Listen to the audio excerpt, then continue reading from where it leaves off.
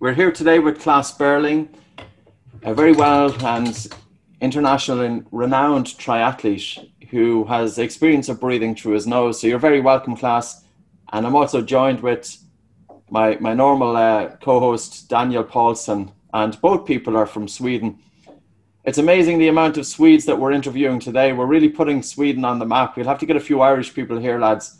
So, Daniel, over to you. Well, welcome, Clas, first of all. Thank you very much. Thank you, Daniel. It's going to be very interesting to hear about your experience here as a triathlete and your test with nose breathing. But before we get into all these things, I want to, as always, take a step back and maybe ask you where it all started, how you got into triathlons and leading up to this test that you did, and what happened afterwards, and what are you doing these days. So if we step back to where it all started, give us a brief background. Yes, I'm 43 years old today, and when I was around 20 years old, I had been running and cycling a little bit at home, but I started to train more. I got into competing, and around 20 years old, I started doing more and more triathlons, and it went really good. So I had actually 10 years where I were living out of from the sport as a professional athlete, and my main distance was the Ironman distance. So, and one of my results that I'm a little bit extra proud of is that I had the Swedish record of the Ironman distance from 2005 to 2012. And my professional career was around 2002 to 2011. And in the middle of my career, I also had some years really trouble with overtraining and actually even adrenal burnout, but I were happy to get to know the good people around me, and I were focusing on the recovery. And during that time, I got to know Anders, who also was doing studies and stuff with the nose breathing and the relaxing things, which I was using the last years also in my career. But the mainly thing I did was just putting tape over my mouth when I was sleeping. I didn't use it so much in training. But anyway, then 2011, I quit my professional career and started doing coaching and lectures about goal setting and training. And I also started up a middle distance triathlon race in Sweden. It's Challenge Vansbro.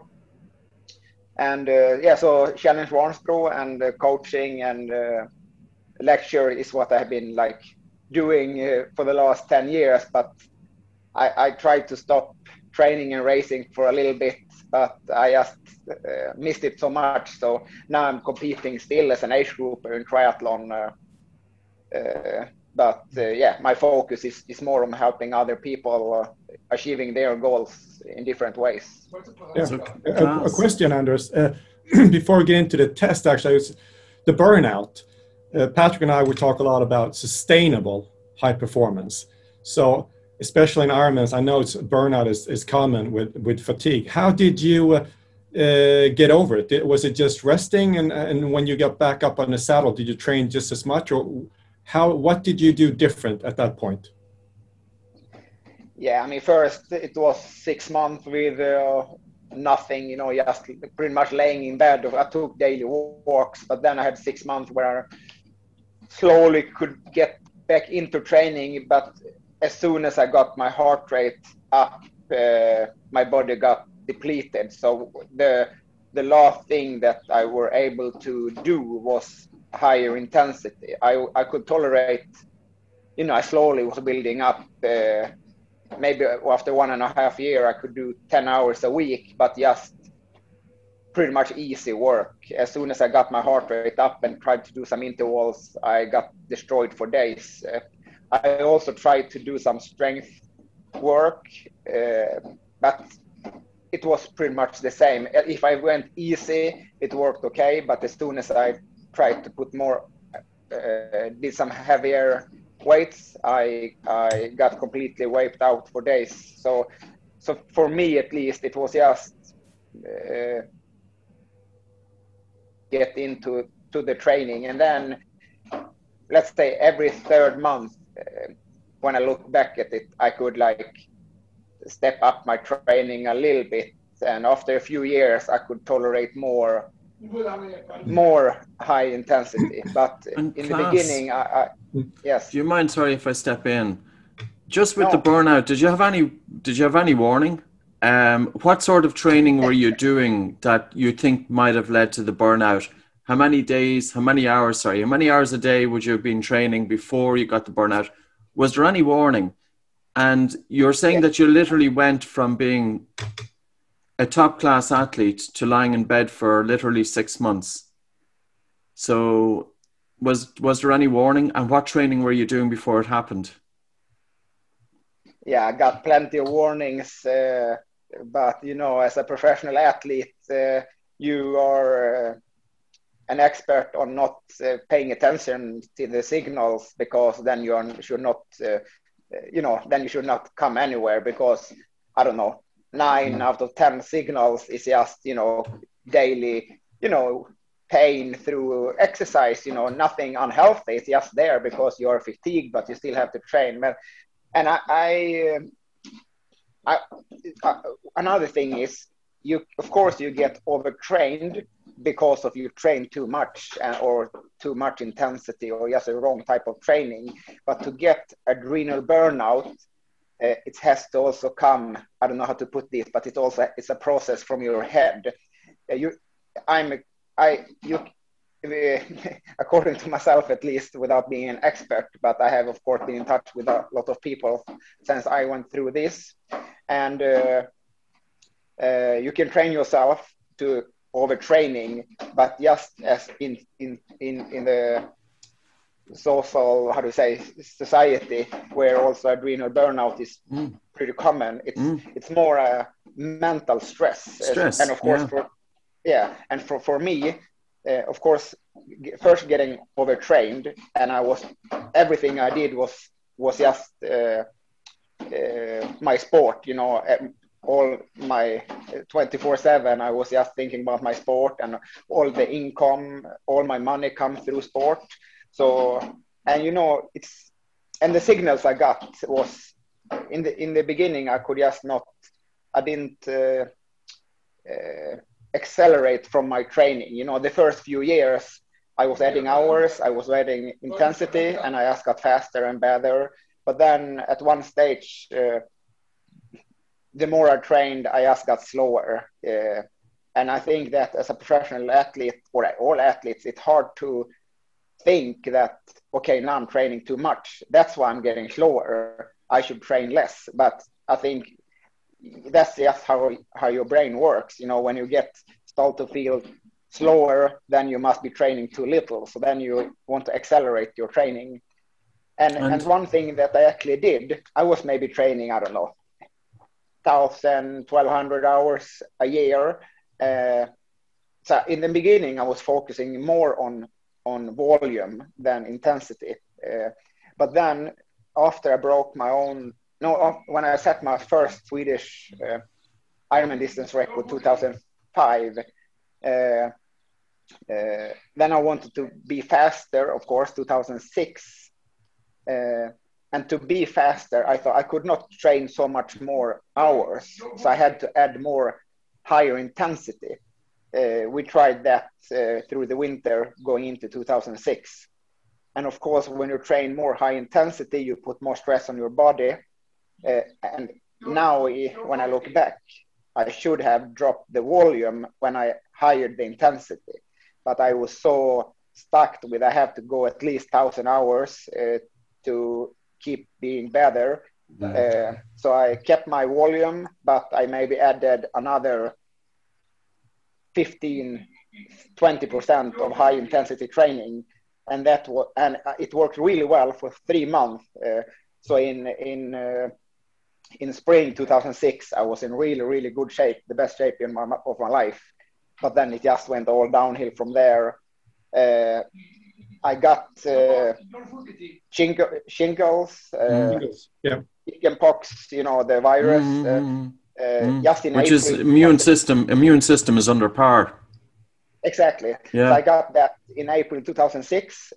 So I took 4 weeks pretty much with no training, and I bounced back and went to Germany and raced Challenge Roth, and that's where I broke my own Swedish Ironman record. So, and that also coming up, like almost 4 weeks of doing nothing. So, but then after that, I was okay, now I'm healthy, now I go back into training. And at that time, I had a girlfriend that was from America, and she came over here, and she wanted to race Ironman UK in August the same year. And so instead of just being happy with my race in Germany, I decided, I might as well go to UK as well and race because I was in good shape, even if I felt pretty tired. So I went there, and I had a good race. I finished second, but still with a pretty bad performance, consider how good shape I really was in, but I was tired. But after that race, it was like already the night after, I got a high fever and got really sick, and it kept being like that for a few months. I tried to train, and then I got sick, and then I tried to train again, and I got sick, and then like 2 months after, I think it was in October 2006, I can almost feel like it was over an hour where I was just feeling bad until the adrenal system just crashed, and it was just, I got headache, my head was spinning, I got palpitations, rushing heart rate.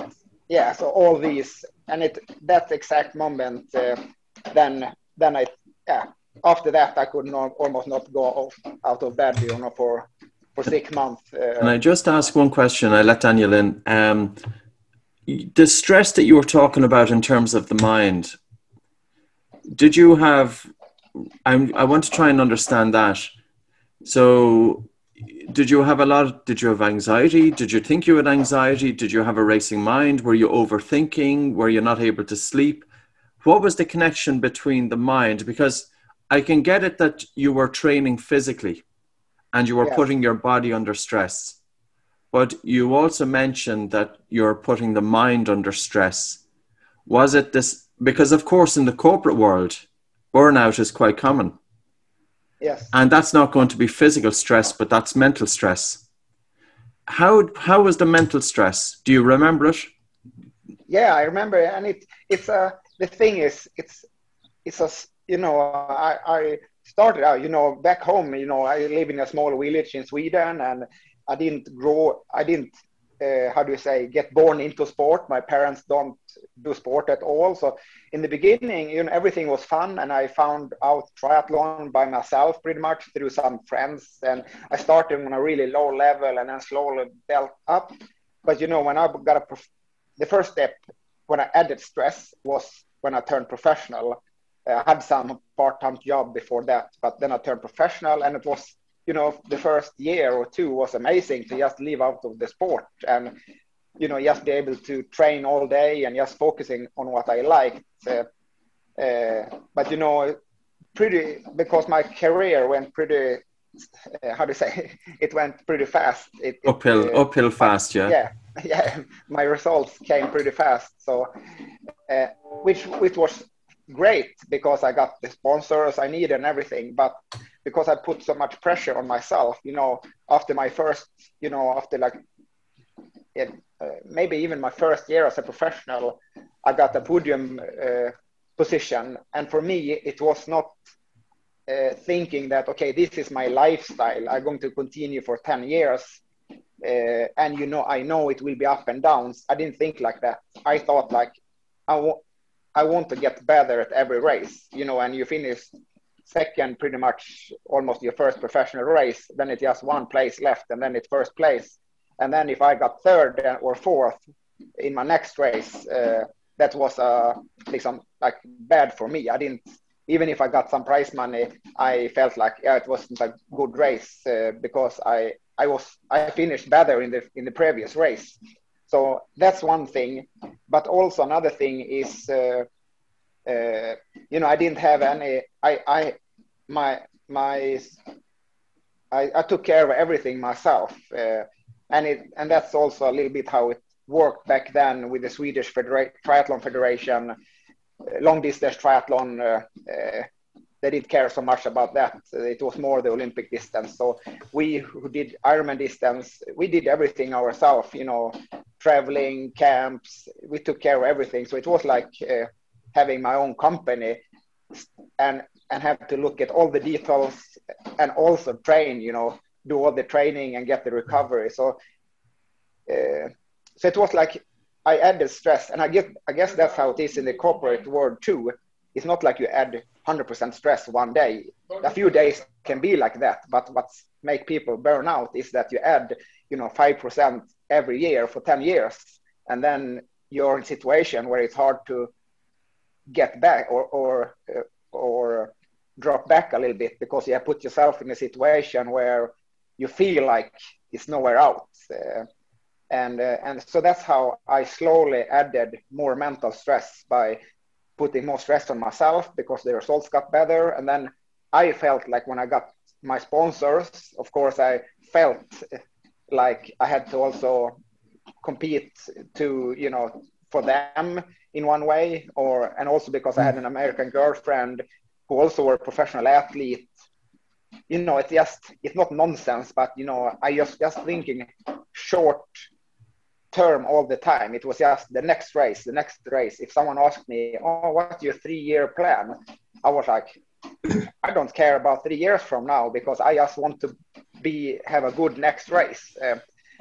And I think that's also one key if you want to, because if you look long term, then it's not so really important to always perform every day or every race, because you know bad days will and come, but you know you will in the future you will race better. But for me it was just short-term thinking, and I, you know, every session I was pushing hard.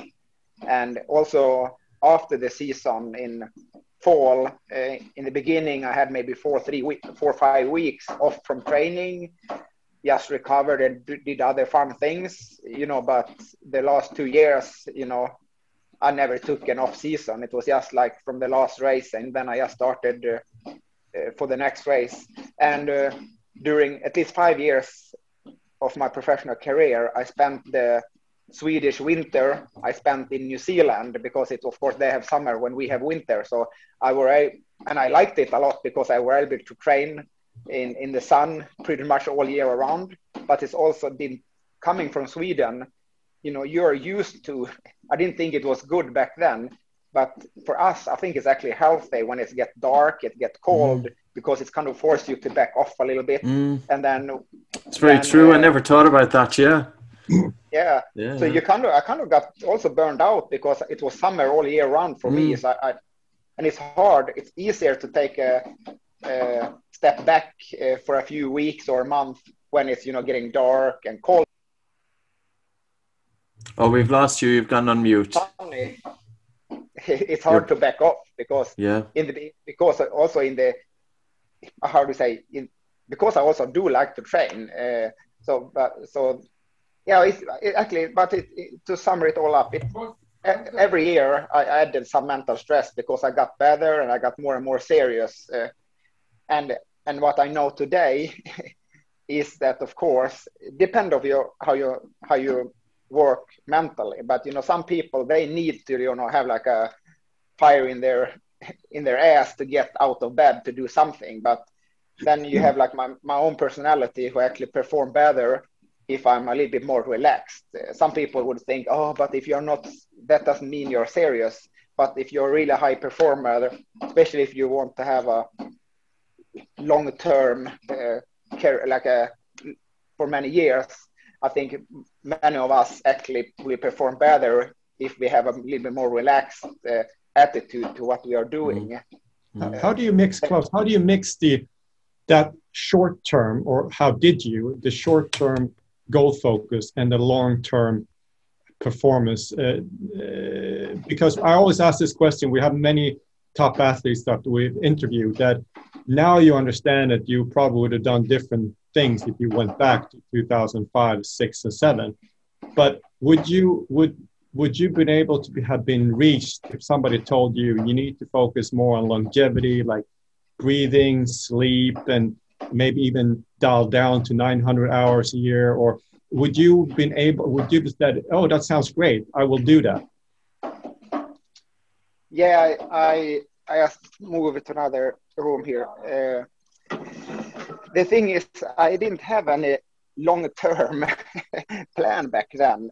So I can't really ask that question, because I felt like I was always going all in for the next race. And, you know, as an Ironman athlete, at least for most of us, we don't race 5-6 Ironman races a year.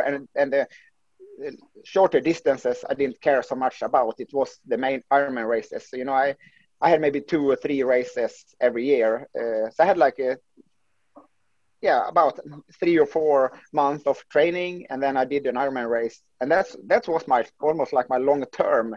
That's how far I was thinking.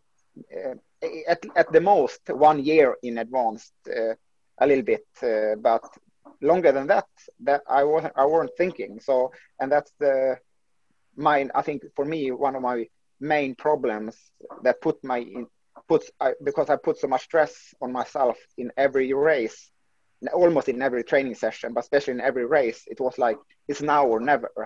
Like, if this race doesn't go well, then my career might be over. It's all, of course it wasn't like that, but in my head it was. And I think that's the main problem that I had was, you know, going into every race and think it's now or never. Of course, that doesn't give your body a relaxed feeling into the race. And of course, if I did have a good race, happily or luckily, most of my races went pretty well. But also, as I said, I have a podium position pretty soon in my career, and everything below that was just a bad race. So even if I had, you know, a pretty good performance, I didn't give myself any credit back. So, you know, it's like, oh, I got the paycheck, but then it was, okay, I'm going to train even harder for next race because I have to have a better results than I had last time. So I was always, and of course, then it also comes down to who is showing up at the race. Of course, I don't, especially if you look at, you know, top 3 or top 5, it also depends who is showing up at the race. You know, you can win a race with a bad performance, or you cannot even finish on the podium with a great performance, depending who is showing up. But I didn't really think like that. It was just, I felt like every race is the same. It's amazing. So you came back, Clas. You came back after you've been out for like almost 1.5 years, you could say, or 2 years. Was that it? And you started racing again, competing? Yes, but I didn't do actually, after that, I didn't do any, the only full distance I did was, and now we have Ironman in Sweden, Ironman Kalmar, but the same race before it turned out, ended up as an Ironman branded race. They had the same Ironman distance race in Sweden, who also was the Swedish championship for many years. So that was actually my last Ironman distance race that I did after my adrenal burnout. But luckily, or I don't say luckily, but also why I came back. And the thing for me at that race was like, I just want to do an Ironman race again, because that, you know, it's I guess that's how it works in life. When you have things in your life, it's easy to take them for granted, like training and racing and being a professional. For me, after a few, you know, in the beginning, I appreciated really much and really liked it. But then the last few years, I just took it for granted. And then when I got, I say sick, like adrenal burnout, then everything took away from me. And then I was really like, okay, then I saw how much I actually really missed the training and racing at that level. So actually during my recovery, one goal or dream was to be healthy again, so I could race an Ironman.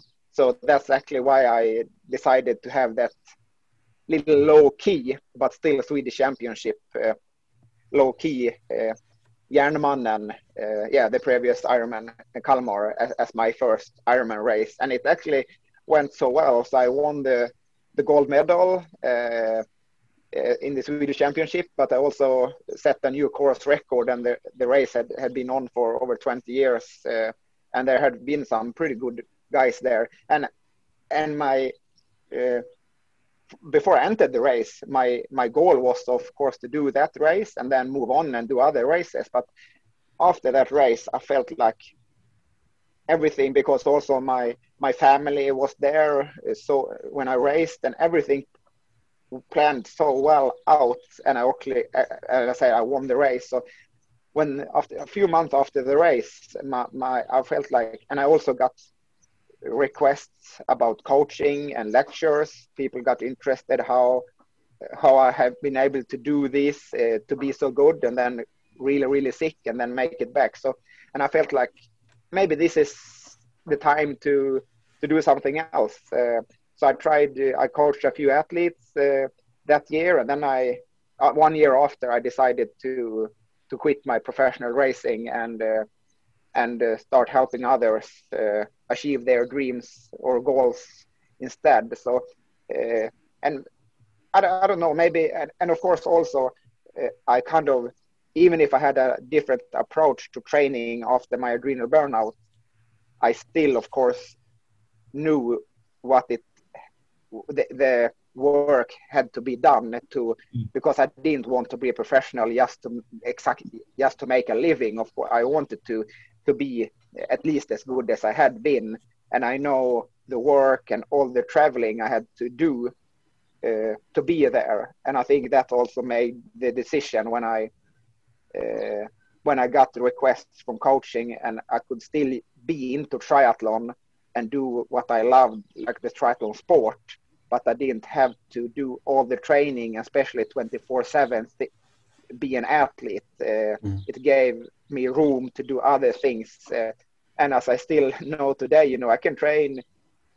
Yesterday I trained 4 hours, but I'm still an amateur. I can train the days I want to train, and the days I don't feel like I don't train. So, I think that's... So then, Clas, when, at the end of your career, had you ended your career when you got this invitation, or however it worked, to this breathing test? Or how did you get in contact with Anders Olsson? Yeah, it was these years when I had the adrenal burnout, I was, of course, it's a really complex. It's not how do you recover from adrenal burnout. It's kind of different from everyone, and I guess that's my mentally is good, because I'm willing to work very hard and find different solutions to achieve my goals and dreams, and that's also why I got the good results in the sport. But also when I got the adrenal burnout, in good and some bad ways, I used the same approach. Okay, now I want to find the best. I want to work with the best. I want to find the best ways to recover. And of course, that's not always good, because, as I said, you get adrenal burnout because you have put too much stress. So in the first place, you should just find a way to relax and not think about the recovery, because the recovery will come. But anyway, around that time that's when I got in touch with Anders Pålsson, and I think he had just been starting up his own interest around this with breathing, because he had tried yoga and the different things, meditation, but and he thought like, okay, those things are great, but what's actually in them? If you go to one yoga class once a week, that's perfect for your breathing. You sit there and you learn to breathe and you get relaxed. But then you have 6 days and 23 hours where you don't think about your breathing. So he got like, okay, what about if we take the good things from meditation and yoga and practice it in one way in our daily living? So that's when he introduced me to this. Of course, I also did some yoga and stuff. It's always good to just take the time to actually do it. But then, as I said there, he introduced me, or we tried the because he thinks, or like he thought like, okay, what about if the things, you know, when we breathe through our nose, we trigger one side of the nervous system, and when we breathe through our mouth, we trigger another one, and the more relaxing side of the system would trigger when we breathe through our nose. So then back then, still today, I actually put that piece of tape over my mouth when I sleep, just to make sure that I only breathe through my nose when I sleep, to have the best recovery when I sleep. And then also we for a few years we also tried to like different breathing strategies, you know, through your mouth and through your nose. It would try different things, and he was also a little trying different things around this, see what worked the best. But then another thing was, according to training, was this: what about if you train, because something in my training, as I said, trigger the stress system. So I got so wiped out for a few days if my heart rate went up. But it wasn't only my heart rate, it was also, in one way, when I was breathing through my nose in my daily training, even if it was low intensity, I felt like my body could handle that training better if I hadn't been breathing through my mouth. Yeah. And then actually For what the I same also saw intensity, Clas. So if you did physical training with your mouth closed, you think it had less stress on the body than if you were doing the same intensity with the mouth open? Yes, that's what I of course, I have not done any wide studies on this, but I have just tried it for many years in different situations when I also have been in different states of minds. And every time I feel stressed, I try to keep my mouth shut and just breathe through my nose in the daily life, but also in the easier training sessions. And I feel like it's really have a strong impact on my stress level. But the science does back it up. You know, there's 30 years of research looking at heart rate variability. And if we can stimulate the vagus nerve, it's going to calm the central nervous system. But carbon dioxide does it as well. So, for example, if we breathe light, or if you breathe slow down to a respiratory rate of 6 breaths per minute, or breathe low, and also nasal breathing during sleep. And I think this is one of the things that has been missed. You fit the bill of being a perfectionist tendency. And for at least 50 years, it has been documented that people with tendencies towards perfection are more at risk of chronic hyperventilation syndrome. And chronic hyperventilation syndrome is a stress because the person is breathing too hard and too fast, and physiologically they're more likely to be in that increased sympathetic drive or fight or flight response. I just feel it's unfortunate that in sports that recovery and specific techniques for recovery haven't been brought in. You mustn't be the only person who has experienced what you've experienced, especially at the level that you're at. And, you know, it's what's your take now on breathing? Do you bring it into your everyday life? Did you trained yesterday for 4 hours? Did you have your mouth closed for the 4 hours? No, but I did have it closed for 2 hours because That's then good. I did some harder intensity, and because I don't train with it. So, and I also, one thing for me, it's so easy to always get into the competing side of things. And I don't want the breathing to be a competing side. Like, okay, now I want to breathe through my mouth when I have 150 heart rate. Now I want to train so I can have it at 160. I have to be careful so I don't get into the competing side of it. But I know even if I breathe through my mouth when I do the harder sessions, if I breathe through my nose when I sleep, low intensity sessions, or when I work in front of the computer, I know, you know, for at least 23 hours, or, you know, of course I do, I talk with some people too. So, but we say at least for 15, 16 hours every day, I breathe through my nose. And that's what I just have to tell myself that's good enough. You know, so Clas, you're very aware of your breathing these days. So you know at what pulse rate or what's where you kind of go over to mouth breathing? Are you aware of that fine line where you go from nose to mouth breathing? Are you keeping track of that? Yeah, at least the heart rate. Now I'm pretty comfortable breathing through my nose up to about 140 heart rate, and my maximum is like 185, 190, 185, I would say.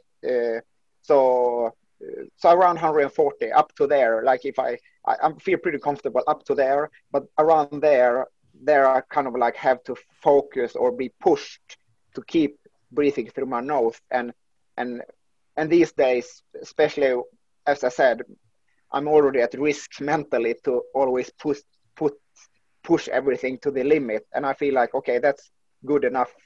But to your question, yes, around 140 beats per minute. That's where I feel up to that level. How long can you last there, Clas? Is it like for the full 2 hours or for 10 minutes? Or I can stay there for a whole day if I want. Like that's like so that's like if I just get the energy in, but you know, it's not. I can stay there for a few hours. It's not. I'm not pushing it. You know, it's not like I. You know, feeling. It's not like I have the feeling that I'm not getting enough oxygen. It's just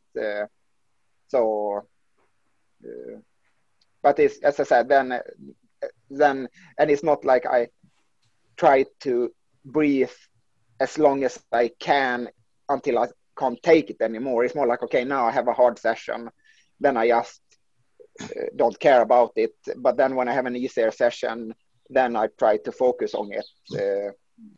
And actually, especially even nowadays, but especially for a few years ago, it was quite good, because if I decided I had a long, easy or steady session planned, it was a good indicator that I didn't go too hard on that session if I was just breathing through my nose. Because if I couldn't breathe through my nose, I had to like also start to breathe through my mouth.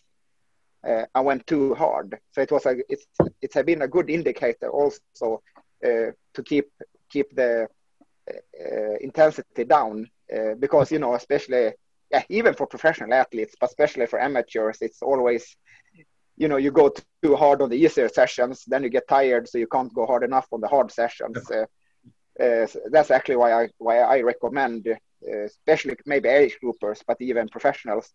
Do you find it getting easier for your Clas the more you nasal breathe? Because basically the air hunger that you experience with nose breathing is going to be stronger than with mouth breathing, because the nostrils are smaller. The nasal cavity imposes a resistance to breathing. But if you continue doing your physical exercise breathing through the nose, do you find that the air hunger diminishes as weeks pass by? Yes, it does. Yeah, especially, as I said, a few years ago when I was working more consistently to try these out. You know, now, as I said, now around 140, I feel pretty comfortable. But if I go up to 160, now is no way I can do it. But when I was training to like try to push it, I got it up to around, not maybe 160, but 155. I could still breathe through my nose up to about that heart rate. So that's why I could and of course you can do the explanation exactly how it works, but I could feel like I don't know if I get more oxygen in through the nose, or if the body get used to work with less oxygen. With nasal breathing, the air hunger diminishes because your body gets used to tolerating higher CO2, carbon dioxide. So carbon dioxide is the primary stimulus to breathe. So you can imagine that when you're working your muscles, you're generating more carbon dioxide. This increased CO2 is entering into the blood, and the brain reacts due to the increase of carbon dioxide and drop the blood pH, and the brain sends the increased stimulus to breathe. So it's the degree of breathlessness during physical exercise is influenced by the tolerance to carbon dioxide. So when one does training with the mouth closed, you're adding an extra load, and this in turn is helping to reduce your sensitivity to carbon dioxide or improve your tolerance to CO2. There's a couple of things that you can do. If you do this, just prise your nostrils gently like that. And if you use a nasal dilator during running, it will allow more airflow through your nose. The second thing is to increase what's called Bolt score, because it's your everyday breathing that influences how hard you breathe during physical exercise. So say, for example, if you have an athlete with a tendency towards childhood asthma or exercise-induced bronchoconstriction or panic disorder or anxiety or even perfectionist tendency, their everyday breathing can become a little bit too fast and too hard. And then when they do physical exercise, their breathing during physical exercise is too hard and too fast, and they are at risk of gassing out. And they tend to plateau in their training. So that's why it's very important to train everyday breathing patterns in an athlete. So it's not just for doing breathing exercises for the mind and for recovery, but it's also for optimizing breathing. Because I suppose when it comes to the nose, the mouth doesn't do anything in terms of breathing. Mouth is just a hole. So it's by breathing through the nose, you increase oxygen uptake in the blood, but you also increase oxygen delivery to the working muscles.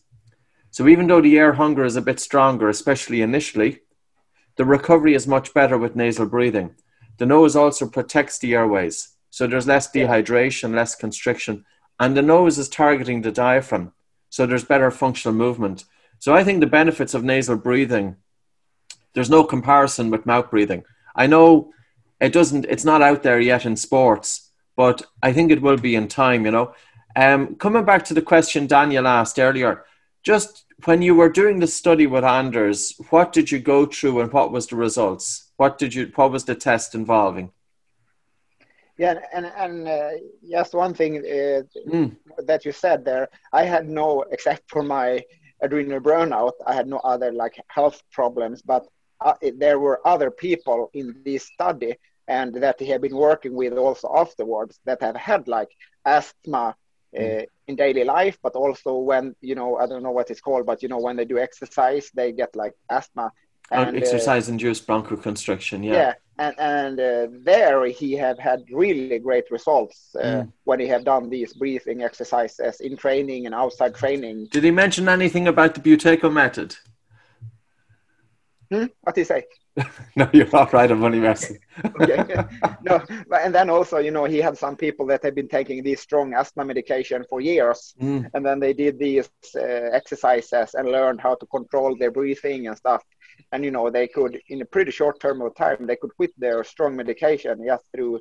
So I find that, of course, that also get me even more interested. If you have that health issue, if it works for them, it's something is actually happening in your body. And even if I don't have asthma, of course, there is some kind of degree I can use to improve my health also, even if I'm not have gotten that sick yet. But of course, if we have a dysfunctional breathing in some degree, when it gets really dysfunctional, then you get sick. But of course, I want to have as good health as possible, even if I don't have asthma. So anyway, I have seen a lot of people getting healthy or healthier through control or working on the breathing. That's great. But back to that's the thing with what we did through the nose and mouth breathing. I just did that test one time, so that's why it's hard. It would actually be really interesting to do it again now, but I was the only one in that group who was so well trained, and maybe according to, especially when we did it on a stationary bike,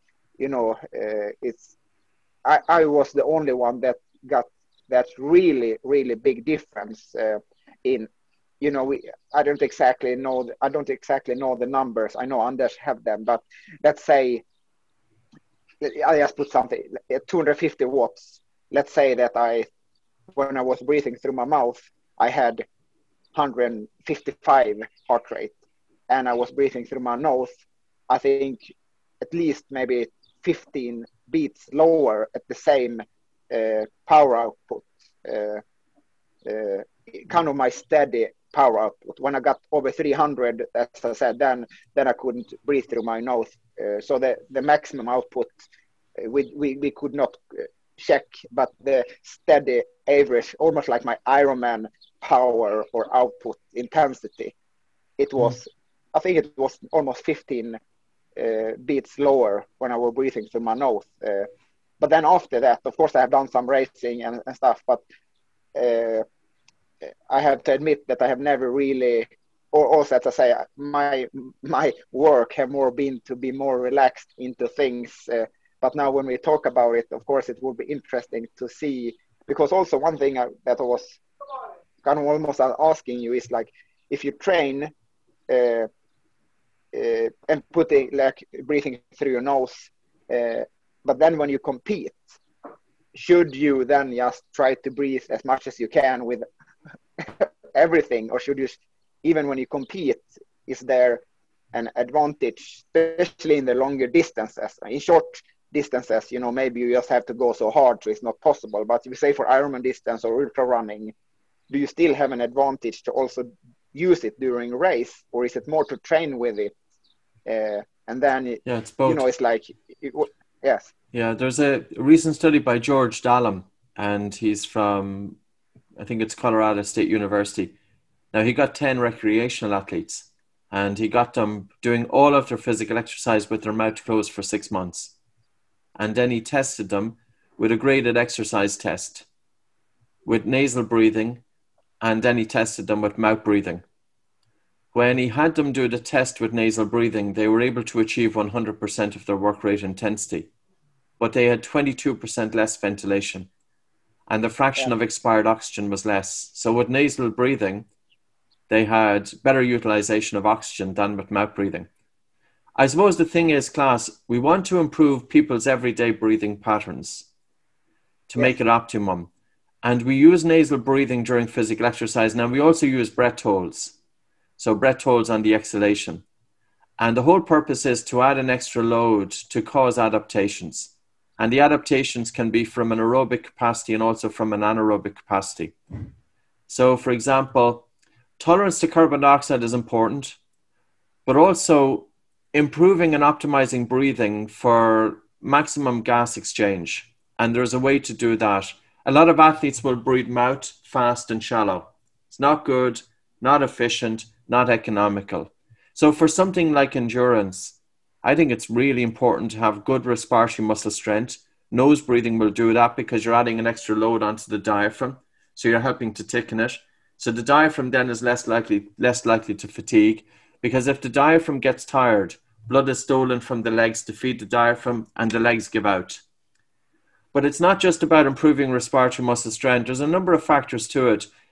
Improving CO2 tolerance, as I talked about, like improving aerobic capacity, and also doing breath holds to stress the body within a controlled stress to increase the buffering capacity inside the muscle compartment to delay lactic acid and fatigue.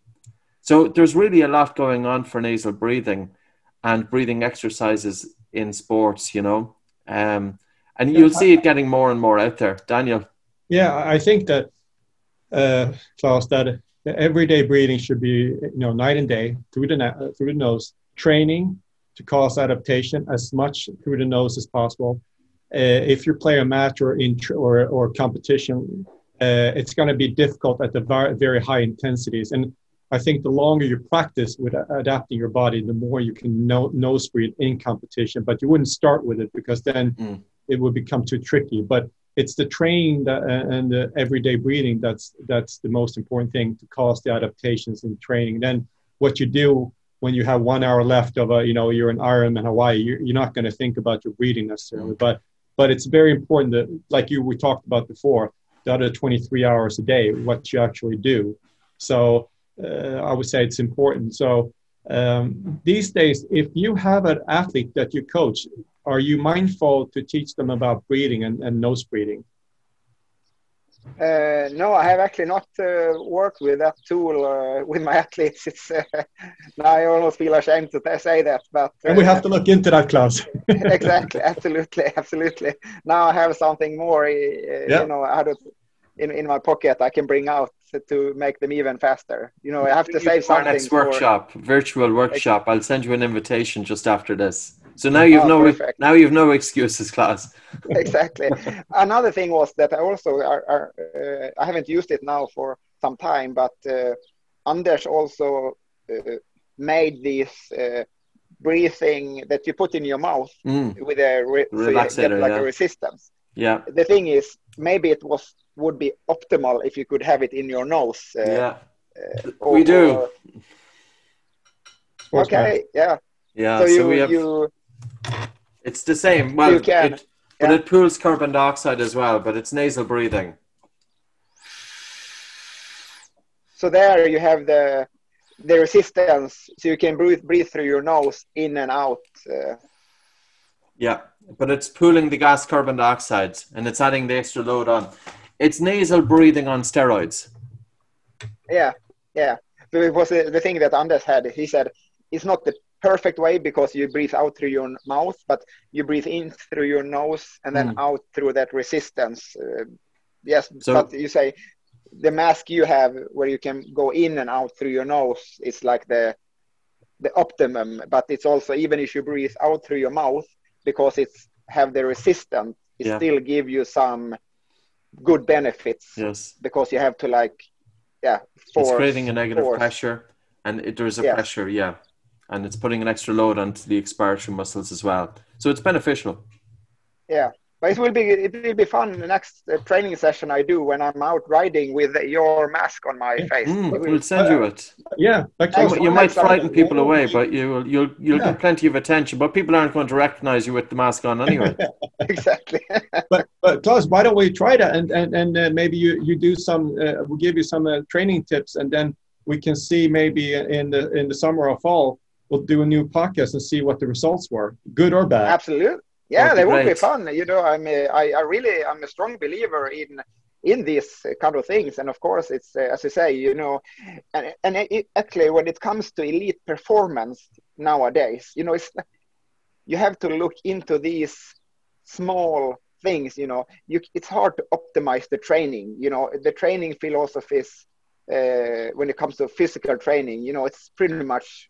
There are always some new sessions coming, you know, that are supposed to be better than the others. But, you know, the equipment is getting so good. You know, you have to look into these small advantages that you can get. And that's what I think, you know, for many professional athletes, this type of thing, you know, working with your breathing and get the most out of that system can give you that advantage because you have the same bikes, you have the same equipment, you have the same training sessions, you know, but here you have something that's still not out there that you can use for your own to your own benefit. And even if I'm not professional anymore, I want to get as much out of my performance as I can. So I'm looking forward to try out those things, and I will be happy to do other podcast at the end of the summer and summer it all up. Excellent. That's a date. Yeah, we've almost gone for an hour, so I think that would be great, Clas. We'll send you some stuff and we'll revisit, and we'll see how it goes then. Absolutely. So perfect. We'll just we'll bring the recording to a stop. So I'd like to say, Clas, thanks very much, and just hang on for a moment after I stop the recording. And thanks to Daniel, it was a pleasure.